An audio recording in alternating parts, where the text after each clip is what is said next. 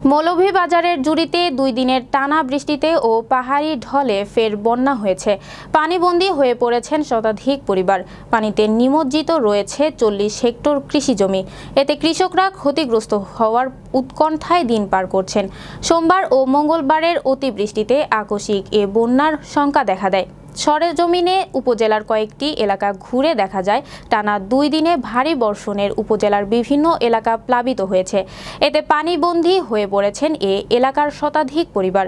জুড়ি নদীর পানি বিপদ সীমার উপরে দিয়ে প্রবাহিত হয়েছে। প্রধান প্রধান সড়কগুলোতে পানি ছুঁই ছুঁই অবস্থায় রয়েছে। গ্রামীণ অনেক সড়ক ও জুড়ি ফুলতলা সড়কের কয়েকটি স্থানে পানি উঠে যান, চলাচল ব্যাহত হচ্ছে। গ্রামীণ অনেক সড়ক ও জুড়ি ফুলতলা সড়কের কয়েকটি স্থানে পানি উঠে যান চলাচল ব্যাহত হচ্ছে।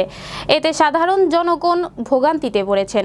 জুড়ির ফুলতলা ইউনিয়নের তানভীর চৌধুরী বলেন, টানা ২ দিনের যে বৃষ্টি, এতে করে এলাকার সাধারণ মানুষ ও কৃষক ভাইরা বেশি ক্ষতির সম্মুখীন হচ্ছেন। জুড়ির সাগরনাল ইউনিয়নের কামরান হোসেন জানান, ইউনিয়নের কয়েকটি এলাকা বেশি ক্ষতিগ্রস্ত। এরকম টানা বৃষ্টি হলে ২০২২ সালের বন্যা থেকে ভয়াবহ পরিস্থিতি হতে পারে।